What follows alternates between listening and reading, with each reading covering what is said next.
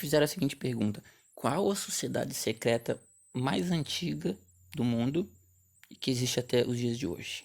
Bom, se estivermos falando realmente de uma sociedade secreta que existe até os dias de hoje, ela é secreta. Se ela é secreta, nós não a conhecemos, né? Então não há nem como especular nada, porque ela pode ser a mais antiga de todas que existe até os dias de hoje, mas se é secreta, nós não vamos a conhecer. Então, o máximo que a gente pode falar é sobre sociedades discretas, né? Porque essas aí nós temos um mínimo de conhecimento. Eu acho que as duas sociedades discretas que mais se destacam e que têm assim, uma história bem longa é a maçonaria e a Ordem Rosa Cruz. Dentre essas duas, a maçonaria é mais antiga. Eu acho que, se, eu não sei, não tenho certeza, mas creio que a maçonaria seja de fato uma das sociedades secretas e hoje em dia discreta, né, mais antiga que temos notícia. É aí que vem a grande pergunta, né? Quão antiga é a maçonaria? Quando ela surgiu, né? Qual a história da maçonaria? E bom, assim, a maçonaria, ela teve três momentos: a maçonaria primitiva, a maçonaria operativa e a maçonaria especulativa. A maçonaria primitiva é bem complicado porque não existem registros muito concretos. Existem apenas divagações. Então, alguns historiadores maçons puxam para a questão da Mesopotâmia, que lá teriam se formado os primeiros moldes da maçonaria na Mesopotâmia. Outros puxam para o Egito, afirmando que as edificações egípcias, as pirâmides e os templos foram construídos por maçons, né?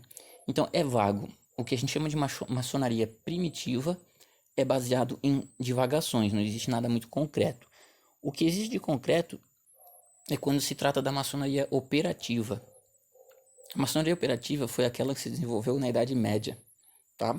Maçom significa pedreiro, e no momento em que começaram a se formar as guildas, que eram grupos de ofícios, né? Os alfaiates, o pessoal que mexia com ferro, né? Os metalúrgicos, não qual é a palavra, os ferreiros, né?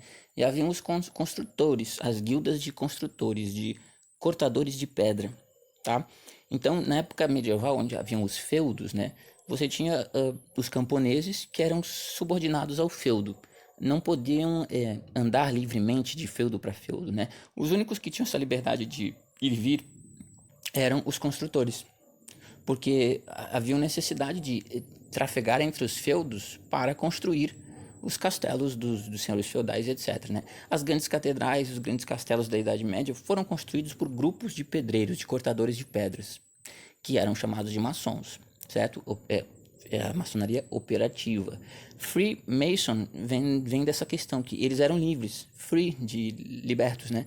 Eles tinham algumas regalias que os camponeses não tinham, como, por exemplo, os direitos de ir e vir. Então, como eles viajavam muito, os maçons, os pedreiros da época, né? Havia necessidade de manter os segredos das construções entre as guildas de construtores, né? Porque se vazasse, as técnicas de construção se vazassem ao público, né? Os grupos de construtores perderiam suas regalias. Eles tinham algumas regalias que as pessoas comuns não tinham, né? Então, para manter o status das guildas de construtores, né? Eles buscavam se organizar de forma discreta, de forma secreta e manter os seus conhecimentos em corte de pedra, para não perder as regalias na Idade Média. Então, ali realmente nós temos o nascimento da maçonaria operativa de fato. Só eram aceitos entre os maçons aqueles que realmente tinham o domínio do corte de pedra, o domínio da construção. Tá? Todos os maçons nessa época operativa eram pedreiros, eram construtores, certo? Aí nós vamos para a terceira parte, que é a maçonaria especulativa. A maçonaria especulativa surgiu em meados de 24 de não lembro que mês, de 1717, já ali adentrando no iluminismo, né? Quando acho que, se não me engano, por uma ideia de protestantes, dois protestantes famosos é que incentivaram a criação da maçonaria especulativa, que ganhou forças e que surgiu na Inglaterra. A Inglaterra foi o berço da maçonaria especulativa. O que é a maçonaria especulativa? Já é uma maçonaria que aceitava outras pessoas de outros ofícios, tá? Os segredos das construções já não era mais tão necessário, o feudalismo já estava em queda, sendo substituído pelo mercantilismo, né? E aquele clima de feudos e de construções de castelos já estava ficando obsoleto. Então já não havia mais tanta necessidade de guardar os segredos das construções. E dessa forma vem surgindo, até inclusive os pedreiros vão entrando em decadência, quer dizer, não em decadência, mas não eram aceitos não somente os pedreiros na ordem maçônica, mas pessoas de outros ofícios, médico, engenheiro, professores, sei lá, qualquer coisa, tá entendendo? Não mais só pedreiros. Nesse período dentro do iluminismo, a maçonaria ela perdeu totalmente a conexão com a questão operativa.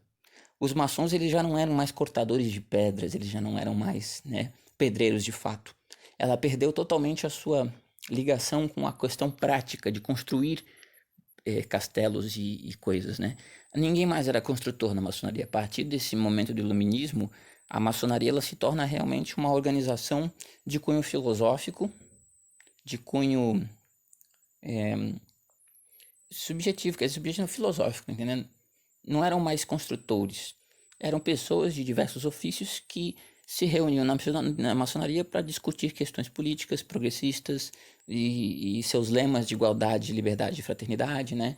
E aí a gente começa a ver a maçonaria não mais voltada para questões de construções, mas voltada para questões políticas e filosóficas. Então a gente vê como que a maçonaria especulativa, a partir do iluminismo, começa a ter grande influência na Revolução Francesa, na Revolução Industrial, em questões de cunho político mesmo, né? E ela teve também influência na independência das colônias americanas, aqui latino-americanas, né? Inclusive o Brasil também, Estados Unidos, independência dos Estados Unidos, né? Os maçons passam a ser pessoas de diversos ofícios, né? Que faziam parte da maçonaria especulativa, ou seja, uma maçonaria voltada para questões filosóficas e políticas e não mais de construções como era na Idade Média, né? E assim vem a maçonaria até os dias de hoje, é chamada de maçonaria especulativa, né? É uma ordem fraternal de cunho filosófico, certo? Então, sim, é mais ou menos isso. Essa é a história resumida desses três momentos: primitiva, operativa e especulativa. Então, se a gente for tentar estabelecer um início para a maçonaria, podemos dizer que ela surgiu na Idade Média entre as guildas de construtores. Um abraço.